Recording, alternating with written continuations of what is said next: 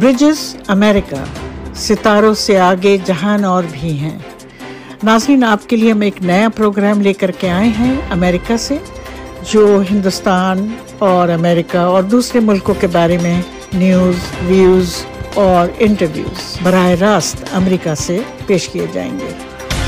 मैं हूं आपकी होस्ट अमीना सईद। आज आपका ब्रिजेस अमेरिका में खैर मकदम है। आज का एपिसोड है 22वां एपिसोड है और हमारे साथ हैं डॉक्टर उदित राज। एक बड़े वरिष्ठ दलित नेता हैं और ये काफी चर्चा में रह चुके हैं और आज हम इनको अपने साथ लाए हैं इनसे कुछ बात करने के लिए। तो डॉक्टर साहब, आपका बहुत बहुत वेलकम है। You are welcome. और तो आपसे हम लोग ये पूछना चाह रहे थे, लेट अस स्टार्ट, कि आप कांग्रेस में थे, फिर बीजेपी में आए, फिर कांग्रेस में गए, मगर कांग्रेस और बीजेपी से पहले आप कहाँ थे? आपकी अपनी पार्टी थी, आप क्या कर रहे थे? नहीं, मैं ऐसा नहीं है। तो मैं पहले इंडियन रेवेन्यू सर्विस में IRS था। उसके बाद 2003 में 2001 में हिंदू धर्म छोड़ करके बौद्ध धर्म अपनाया। नाम उस समय मेरा उदित राज रामराज था, मैं उदित राज बना, क्योंकि डॉक्टर BR अम्बेडकर ने जो हमें मार्गदर्शन किया कि जाति को खत्म करना है इस देश में, तो उन्होंने जो रास्ता बताया था वो था बौद्ध धर्म। तो उस पे 4 नवंबर 2001 को लाखों लोगों के साथ में बौद्ध बना मैं, और पूरी दुनिया में खबर फैली। अमेरिका में भी बहुत ज्यादा छपा इस पर, चीन में और देशों के अंदर एक बड़ा विवादित। आपने चेंज किया 2001 में? हाँ, 2001 में नवंबर में आपने बदला। कितने लोग थे आपके साथ जिन्होंने धर्म बदला? उस समय की सरकार भारतीय जनता पार्टी की थी और बड़ा मुसीबत पैदा किया, यहाँ तक कि मेरी हत्या का भी प्लान कराया। और रामलीला मैदान दिल्ली में जहाँ किया जाना चाहिए था उसका परमिशन उन्होंने रद्द कर दी। उसके बाद में बहुत धरपकड़ शुरू किया, पूरे देश में छानबीन किया कि कहाँ से लोग चल रहे हैं और उनको वहीं रोक दिया जाए। यहाँ पर रेलवे स्टेशन पर दिल्ली में उतरे तो उनको वहां पर मारपीट करके भगाया गया। फिर दिल्ली की सीमाएं सील कर दी गई, 12-13 हजार पुलिस को तैनाती की गई कि यह नहीं होना चाहिए। उसके पहले विश्व हिंदू परिषद ने चेतावनी दी थी कि यह कार्यक्रम नहीं होगा, अगर होगा तो बड़े लेवल पर हिंसा होगी। तो पुलिस से हमने पुलिस से जब बातचीत होने लगी तो उन्होंने कहा कि इतनी बड़ी हिंसा होगी तो आप कैसे संभालेंगे। तो हमने कहा अगर हिंसा होती है और वो हमें मारते हैं या हमें कोई क्षति होती तो हम कंप्लेंट नहीं करेंगे, लेकिन यह कार्यक्रम जो रामलीला मैदान में 10 लाख लोगों को बौद्ध बनाना है कि इसको कि 10 लाख का हमने टारगेट रखा था। तो पुलिस ने कहा कि RSS और विश्व हिंदू परिषद वो करने नहीं देंगे, तो करने नहीं देंगे, इसलिए इनको इस कार्यक्रम को आप न करिए। खैर, फिर भी कार्यक्रम हुआ, वहां पर नहीं होने पाया, काफी धरपकड़ शुरू हुई, डराया गया, पुलिस की तैनाती हुई, चीटिंग हुई। रामलीला मैदान जो बड़ा ग्राउंड था उस पर पुलिस ने खुद बैनर लगा दिया कि कार्यक्रम निरस्त हो गया। दिल्ली के प्लेटफॉर्म स्टेशनों पर लगा दिया गया, बॉर्डर सील हुआ। फिर भी हमने किया, लेकिन उस बड़े पैमाने पर नहीं हो पाया है। तो अंबेडकर भवन है, वहां पर किया। एक समय में 1,50,000 ही आ सकते थे, तो और चारों तरफ छिन्न भिन्न कर दिए गए लोग। तो यह रही है स्थिति। फिर 2003 में हमने इंडियन जस्टिस पार्टी बनाई और फिर एडिशनल कमिश्नर इनकम टैक्स के पोस्ट से इस्तीफा दिया और अपनी पार्टी को हमने मजबूत करना शुरू किया, खास तौर से उत्तर प्रदेश में। लेकिन तब तक बहुजन समाज पार्टी ने काफी जगह ले लिया था। तो ऐसी परिस्थिति में दूसरा जो दलित आधारित दल को पनपाना मुश्किल था, और इसके अतिरिक्त धन की बहुत ज्यादा जरूरत पड़ती है पार्टी चलाने के लिए, और ब्लैक मनी के बगैर नहीं होता उसमें। तो वो धन उनके पास था, वो बहुजन समाज पार्टी के पास वो धन था, उनके पास पैसा नहीं, था। शुरुआत में वैकुम था, जब कोई नहीं था तो एक सपना उन्होंने सेल किया। और ये सारी चीजें भारत में समय और परिस्थिति के हिसाब से होती है। जी जी। कभी जब परिस्थिति अगर सही अनुरूप न हो या माकूल न हो परिस्थितियां, से चाहे जितनी ताकत लगा दे, वो नहीं हो पाता। जब परिस्थितियां अनुकूल हो जाती हैं, माकूल होती हैं, तो कम ताकत में भी वो काम हो जाता। तो उस समय आपकी जो जस्टिस पार्टी आपने बनाई थी वो कहाँ है और किस जगह है इस वक्त? और उसमें नहीं, तो जस्टिस पार्टी फिर लोगों ने 2010 में खास तौर से अम्बेडकरवादी और दलित समाज के लोगों ने कहा कि आप बहन मायावती जी के साथ काम करें। तो जिन्होंने मुझसे दबाव डाला, तो हमने कहा कि अगर आपको ऐसा लगता है तो सुश्री मायावती जी के साथ काम करना, तो मैं तैयार हूं, लेकिन आप एक बार मिलवा दीजिए। लेकिन बहुजन समाज पार्टी में किसी की हिम्मत नहीं है कि मायावती जी तक ये बात पहुंचा सके। इतना अनडेमोक्रेटिक फंक्शनिंग है। भले कार्यकर्ता की चाहत कुछ और है और वोटर की चाहत कुछ और है, लेकिन वहां उसके हिसाब से काम नहीं होता। Very very undemocratic. हाँ, तब हमें लगा कि हमें संसद में जाना चाहिए था, और फिर 2-4 साल कांग्रेस से भी संबंध साधने की कोशिश किया, लेकिन कांग्रेस का दरवाजा उस समय ऐसा बंद था कि कई बार हमने फोन पर। कौन से साल की बात कर रहे हैं कि कांग्रेस का दरवाजा?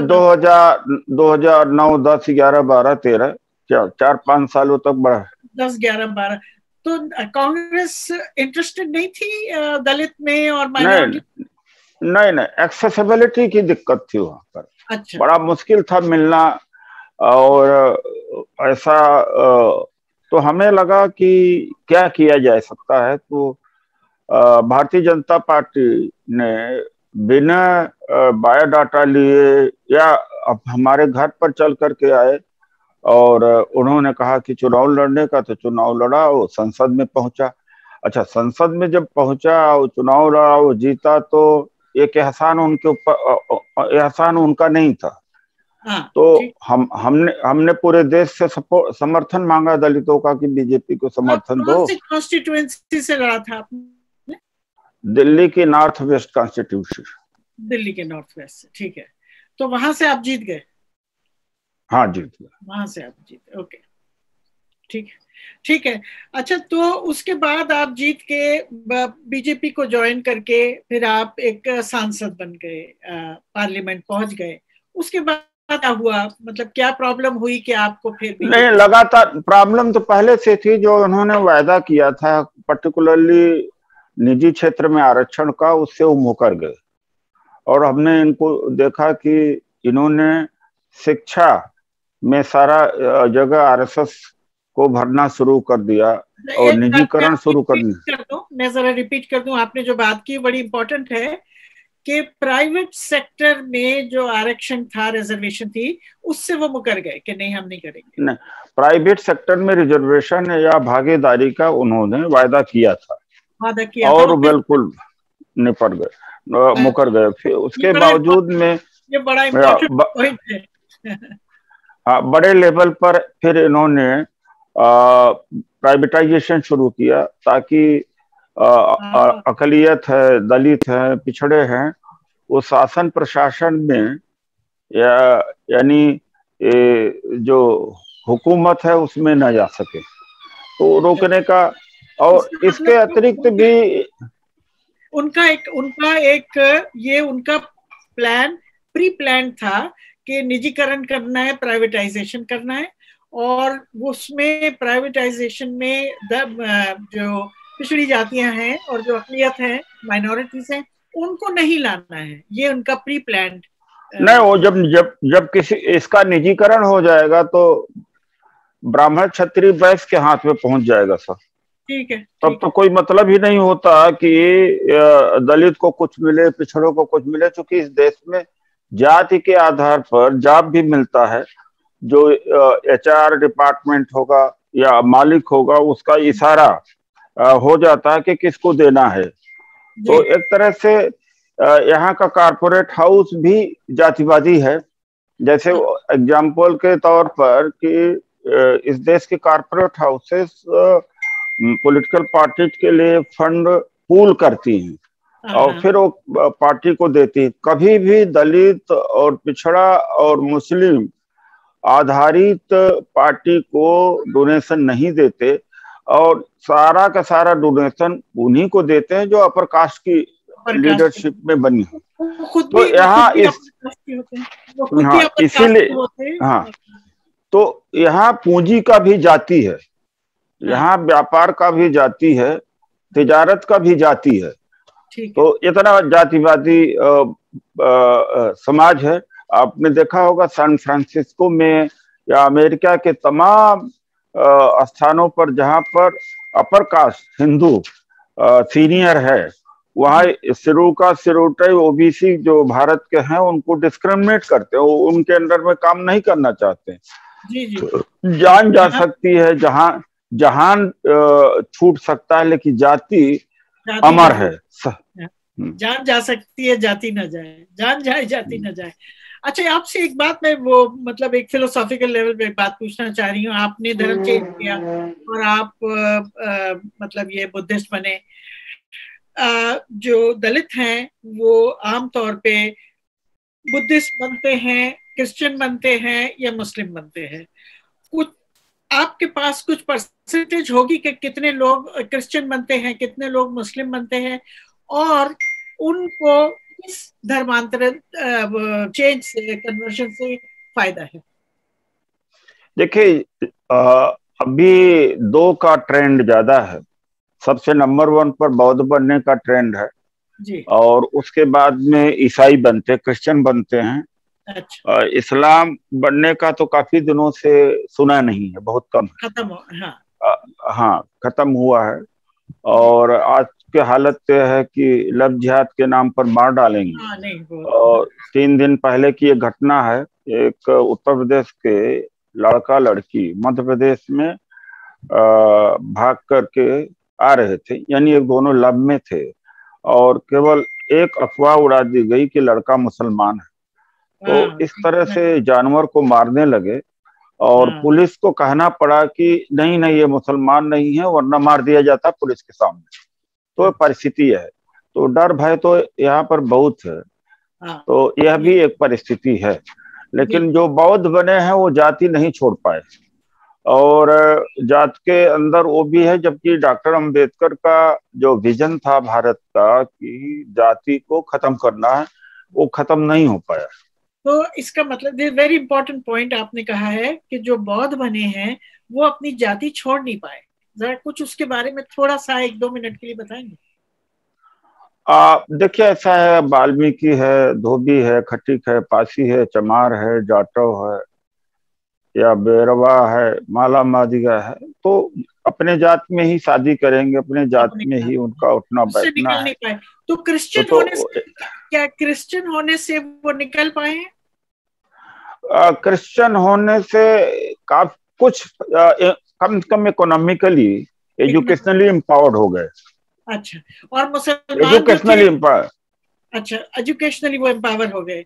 तो और मुसलमान जो थे कि वो क्या वो भी जाति की में ही रहते थे या वो जाति से आज भी जाति है। अब मैं आज भी तो बड़ा अंतर विरोध है। आप देखें, मतलब है कि सैफी है, तो फिर कुरैशी है, फिर है, इनमें भी कहाँ शादी होती। अगर कुछ शहरों को छोड़ दीजिए तो देखिए शेख हैं, कुरैशी हैं। अगर कुरैशी वेल एजुकेटेड है, डॉक्टर इंजीनियर है, साइंसदान है, तो उसकी शादी हो सकती है। वो मतलब होती भी है, लेकिन अब होती है, लेकिन रूरल इंडिया में अभी भी जाति का डिवाइड बहुत है। इस्लाम में भी है, क्योंकि हिंदू धर्म की जाति प्रथा उसमें भी गई। त्यागी मुसलमान है, क्षत्रिय मुसलमान है, और क्या क्या है वहां पर। और जो पसमानदा मुसलमान का एक आंदोलन चला है, हम लोग को ही आकर के सवाल करते हैं कि आप सारे मुसलमानों की बात क्यों करते हो।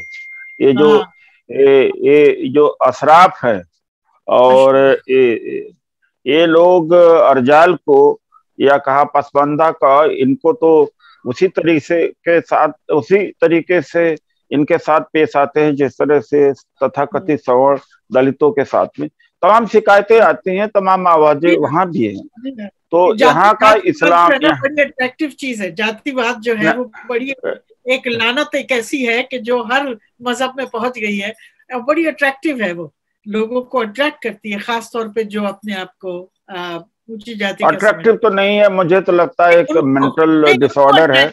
नहीं, उनको जो अशराफ है उनको अट्रैक्ट करती है, मेंटल डिसऑर्डर है।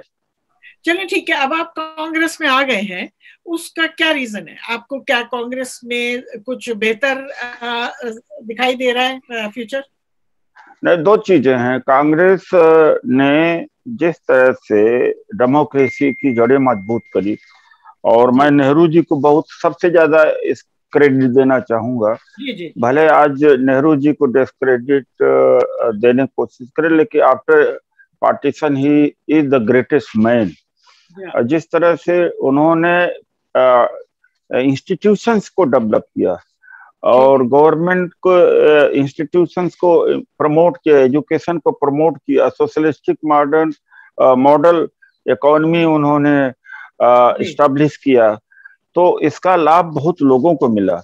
वरना अगर लेसेस फेयर और प्राइवेटाइजेशन की तरफ जाते तो भारत अभी भी अफ्रीका जैसे होता, बड़े बड़े लैंडलॉर्ड जमींदार होते, तो बाकी सब लोग पत्ते पहन करके, पत्ते लपेट करके घूमते, लंगोट में घूमते। तो एक नेहरू जी का बहुत बड़ा विजन है, एक बात। दूसरी बात, सेकुलरिज्म उनका इतना स्ट्रांग है, वो साइंटिफिक टेम्परामेंट को जो कल्टीवेट करना चाहते थे, वो ग्रेटेस्ट उनका वो है। और संविधान को इम्प्लीमेंट करने का श्रेय सबसे ज्यादा उन्हीं को जाता है। जी जी जी। अच्छा, ये बताएं कि आप अपने आप को दलित लीडर कहते हैं?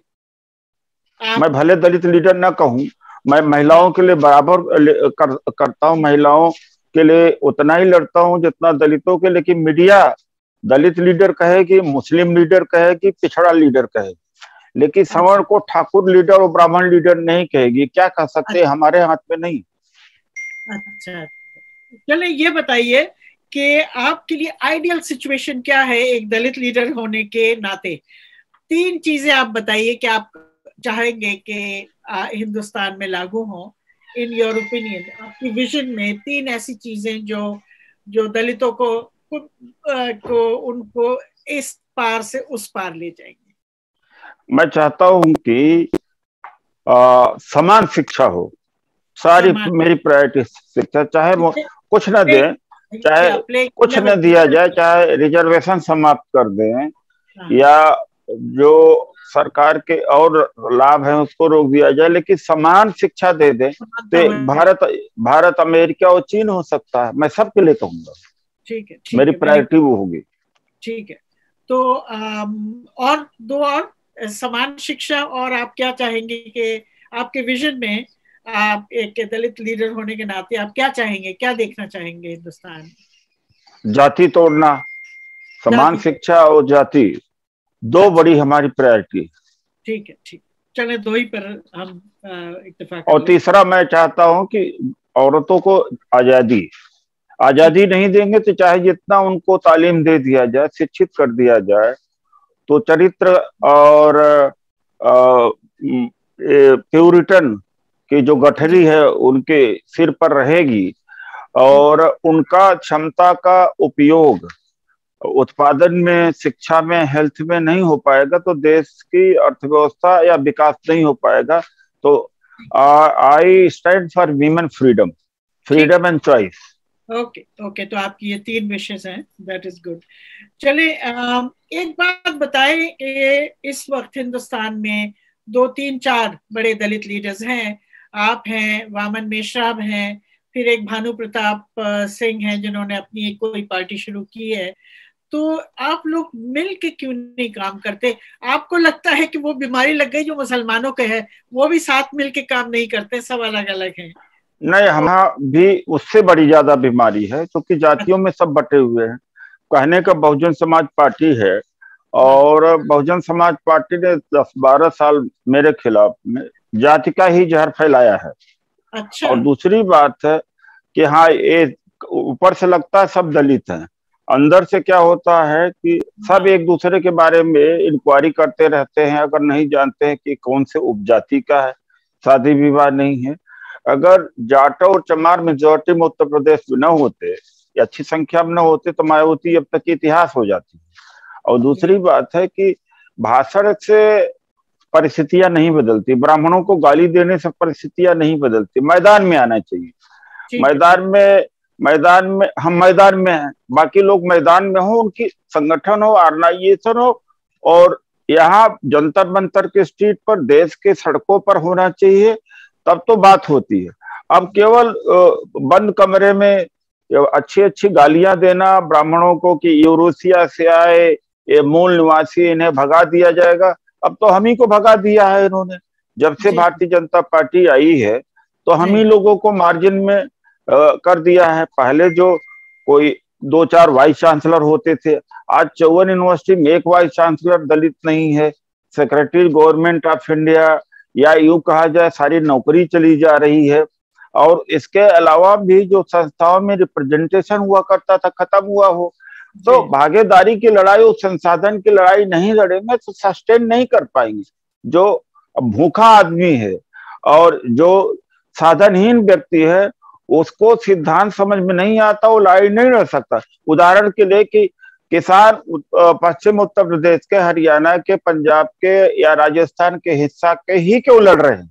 जहां पर किसान अच्छी स्थिति में है, आर्थिक स्थिति अच्छी है, वही लड़ पा रहे हैं। अभाव और गरीबी वाला वर्ग जो है, वो अपनी रोजी रोटी में लगा रहता है, अपने पेट की भूख मिटाने में लगा रहता है, लड़ नहीं पाता। तो बजाय कि यूरोसिया में भेज दिया जाएगा, ब्राह्मण ये है, ब्राह्मण वो है, ब्राह्मणों को गाली देकर के वही हालत करना कि तीखी बात कह करके ब्राह्मणों के खिलाफ में दलितों को इकट्ठा करना। किसी को इकट्ठा करना, भारत में एक दुश्मन को दिखा दो, एक दुश्मन को का डर बार बार दिखाते रहो, लोग इकट्ठा होंगे। जरूरत है कि दुश्मन की आप बात करो, अलग बात है, लेकिन मैदान में आप उतरो। आपके कार्यक्रम क्या है? मैदान में उतरिए कि हमें निजीकरण के खिलाफ है, हम अन्याय हो रहा है, या जमीन बंटवारा का सवाल होना चाहिए, लैंड टू लैंडलेस होना चाहिए, या प्राइवेट सेक्टर में रिजर्वेशन होना चाहिए। ये सब नहीं, बाहर के लोगों को पता नहीं लगता कि भारत में कौन सा दलित नेता है, कौन दलित संगठन है। इंटरनेट के द्वारा नहीं जाना चाहिए, भाषणों के द्वारा नहीं जाना चाहिए। यहाँ एयरपोर्ट से उतरे आदमी, एयरपोर्ट से प्रेस टाउन और गांव तक पहुंचे, पता लगाए कौन आदमी कौन लड़ रहा है यहाँ पर। वो तो 10-15 साल पहले से, मैं 20 साल से देख रहा हूँ कि जिनको हम पड़ोस वालों को नहीं जानते, लोग नहीं जानते, अमेरिका में पॉपुलर है। तो इंटरनेट और वीडियो डालने से नहीं कोई क्रांति होती। ये वीडियो, इंटरनेट और रूम में, अंदर रूम में लच्छेदार गालियों से कोई क्रांति नहीं होती, कोई नेता नहीं होता। नेता जनता से जुड़ा होना चाहिए। ठीक है। अच्छा, ये जो इस वक्त ये मायावती जी हैं, तो इनका तो लगता है कि इनका अलायंस हो गया है बीजेपी वालों से, आरएसएस वालों से, और ये कि अब वो दे आर एक्सपेक्टिंग कि वो ब्राह्मण जो है यूपी के, वो मायावती जी को वोट देंगे। क्या ये सच है? बहुजन समाज पार्टी अगर नहीं आई होती तो भारतीय जनता पार्टी इस मुकाम पर न पहुंचती। अच्छा। मंडल की लड़ाई भी काशीराम जी ने लड़ी। मंडल लागू होने पर भारतीय जनता पार्टी उभरी कि मंडल का विरोध में कमंडल निकाला। खैर, मंडल का विरोध नहीं करता हूं, मैं बहुत बड़ा समर्थक हूं मंडल का। दूसरी बात, में 3 बार बहुजन समाज पार्टी बीजेपी के साथ में सरकार बनाई तो बीजेपी की जड़ें मजबूत हो गई। वरना जब राम लहर थी और बाबरी मस्जिद टूटी थी, तब तो बीजेपी हार गई। उसके बाद बीजेपी सत्ता में कैसे आई है? और तीसरी बात है कि सुश्री मायावती का अपना इंडिविजुअल है। जात के नाम पर लोग अंधे पड़े हैं। जाति और धर्म, दो चीज यहाँ इस देश के लोगों को अंधा बना देती है, उनकी सोच को खत्म कर देती है। और जो नेता कहता है वही सच्चाई माना जाता है। जैसे मोदी जी हैं, वो इस देश 2 करोड़ रोजगार दे रहे हैं, 15 लाख रुपया सबके खाते में डाल रहे हैं, 100 स्मार्ट सिटी बना रहे हैं, काला धन ला रहे हैं, और किसानों का इनकम डबल हो कुछ नहीं रहा है। लेकिन धर्म धर्म इसके विपरीत हो रहा है। लेकिन धर्म और पाखंड एक ऐसी चीज होती है कि वो सच्चाई को देखने नहीं देती। तो इसका मतलब आप जो बात कह रहे हैं वो ये कि बहुजन समाज पार्टी ने बीजेपी के जो कदम है वो मजबूत किए। अभी देखिए इसी इसमें सत्र में, मानसून सत्र में सारा विपक्ष एक था, पेगासस के ऊपर था, किसी कानून के ऊपर था, लेकिन बहुजन समाज पार्टी शांत रही। इसके मतलब वो बीजेपी के साथ रही, और बीजेपी के साथ है भी है। और ये जो ब्राह्मण शंख बजाएगा हाथी बढ़ता जाएगा, पहले बहुजन कंसेप्ट था, 85 का था। अगर 85 को इन्होंने भागीदारी दी होती तो मुझे नहीं लगता कि इन्हें आज ये दिन देखने पड़ते कि ब्राह्मणों को जोड़ करके सत्ता में आने का ये मजबूरी होनी पड़ती है। क्योंकि इन्होंने दलितों को, विभिन्न जातियों को, जैसे पिछड़ी हैं दलित जातियों को उभारा कि जिसकी जितनी संख्या भारी उसकी उतनी भागीदारी। लेकिन काशीराम जी के सामने बल्कि परंपरा उन्होंने चालू किया कि चेयर 2 ही लगनी है स्टेज पर, बाकी को जमीन पर बैठाना। तो क्या करेंगे वो लोग? वो तो नहीं टिकेंगे। उनका उनसे भी पैसा लेके टिकट देना, या ये कहा जा सकता है कि उनको टिकट न देना। तो एक बार जब उनको दावत दे दिया और फिर थाली सामने नहीं रखा तो बगावत तो करेंगे। बगावत करके भारतीय जनता पार्टी की सरकार 2017 में बनाया। 15-20 जो दल उत्तर प्रदेश में छोटे छोटे हैं सब बीएसपी से निकले हुए हैं। तो बीएसपी ने मजबूत किया भारतीय जनता पार्टी का। अब सतीश मिश्र जी हैं जो सेतु हैं बीजेपी और भारतीय जनता पार्टी के बीच का। तो आज देखा होगा 4.5 साल में मायावती जी के खिलाफ या सतीश मिश्रा जी के खिलाफ में बीजेपी ने कुछ नहीं बोला, ना कोई कार्रवाई किया, ना ईडी भेजा, कुछ नहीं। वो जानते हैं कि ये हमारी बी टीम है। चलो ठीक है, चले। तो इसका मतलब कि वो बेचारे जो बहुजन समाज के लोग हैं वो तो फिर पीछे ही रह गए ना, उनका तो कुछ नहीं हुआ। इसका मतलब हमारे सबसे ज्यादा दलित लोगों के खिलाफ जराइम होते हैं हिंदुस्तान में, और उसमें है कि तकरीबन 21 दलित औरतें रेप होती हैं हर हफ्ते, 13 दलित मर्द मार दिए जाते हैं हर हफ्ते, 5 दलित घर जो हैं वो जलाए जाते हैं एक हफ्ते में, और 6 दलितों को गायब कर दिया जाता है हर हफ्ते। और तकरीबन 18 मिनट में, हर 18 मिनट में हिंदुस्तान में एक जुर्म होता है दलित के खिलाफ। उसके अलावा दलित बच्चे जो हैं स्कूलों में और बच्चों से अलग बैठना पड़ता है उनको, और पुलिस स्टेशन में उनको, जो दलित हैं उनको अंदर जाने की इजाज़त नहीं है। पब्लिक हेल्थ वर्कर्स जो डॉक्टर नर्सें हैं वो दलितों के घर नहीं जाती इमरजेंसी में भी।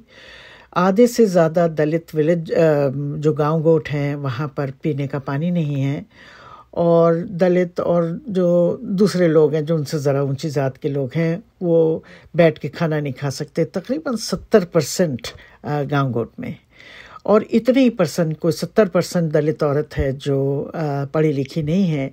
और सबसे ज़्यादा जो इन जराइम का बोझ पड़ता है वो दलित औरतों पे पड़ता है, क्योंकि वो गरीब होती हैं, वो छोटी जात की मन को माना जाता है, और वो औरत हैं।